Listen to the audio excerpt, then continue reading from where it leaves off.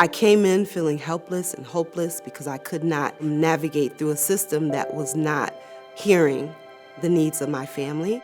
Mount Hope Family Center has the word hope in its title. And what Mount Hope Family Center does is offer hope.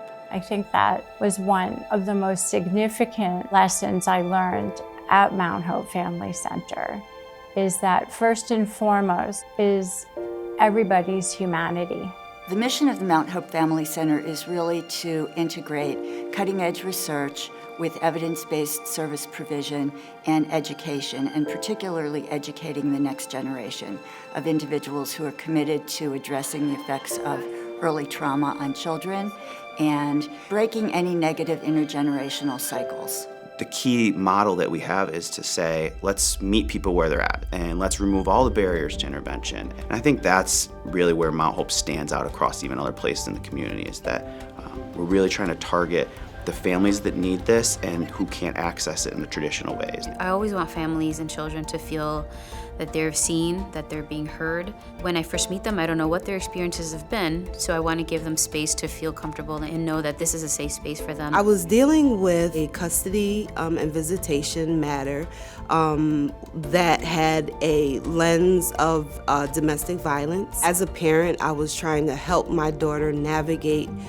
through some of these difficult situations that came up in our family. I can now say, as a parent, open yourself up to the supportive services, because it can change the trajectory of how you parent during an emotional crisis. Mount Hope Family Center is a gem in the field of child abuse and neglect prevention and intervention. Of course, as an attorney, I see the other side before there's a prevention effort. At the courts, we often see families that I almost dare say I feel like it's too late and we missed our opportunity to intervene. We have an array of service programs here, most of them focusing on trauma treatment and really supporting children and families. Our Building Healthy Children program, we start with young moms when they're pregnant, try and help them through that birth process, and then to support the kids. Our Paths program is our after-school program, so we're able to support kids' socio-emotional skills, help them learn how to make and keep friends, resolve conflict in nonviolent ways. What's beautiful about Mount Hope is it's a developmental place in terms of the clients we work with, but I think it's a really developmental place in terms of the education we do. So it'll take someone like me who started at the undergraduate level and then foster my growth and development. The experiences that I had there as an undergraduate have played a very big role in what I'm passionate about, helping to lift individuals and communities who might be underrepresented. Representation matters. We want people that walk through our door to know that we have people that look like them, that speak their language. We want them to feel welcome. I think it's important that my clients see people that look like me, that are serving them. I think they become more trusting because they see that I treat them like a human, because they are human.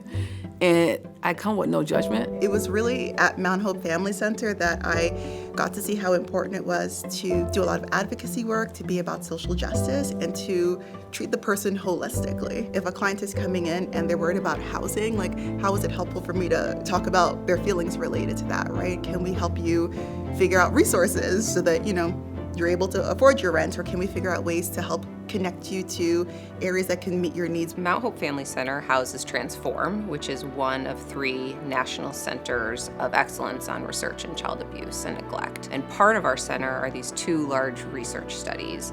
One is the Promise Project, which is a preventive intervention for pregnant women trying to promote a positive relationship between mom and baby to prevent child maltreatment down the road.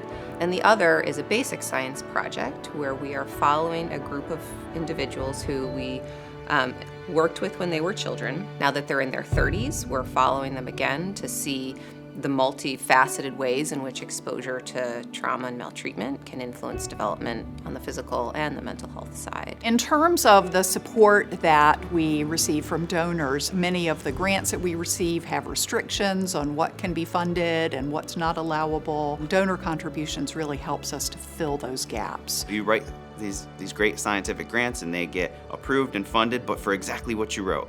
And so then over the next 6 years while you're doing this work, technology changes and new ideas come about, but we're fixed to what we said we were going to do. And if sometimes we have some extra funding, we can be even more cutting edge. Sustained donor funding would be critical, both in ensuring the continuity of what we're doing and allowing for more innovation and decreasing really the overall stress that comes with knowing that we live from grant to grant. During these bridge periods when there is no funding is when the most exciting time happens in research, because now we have a longitudinal data set that has followed a family maybe for years. We have a gold mine of data. And that information is going to be critical to disseminate into the policy arena so that funding can be made available to prevent early trauma in children so that we don't end up with those long-term, very costly health consequences.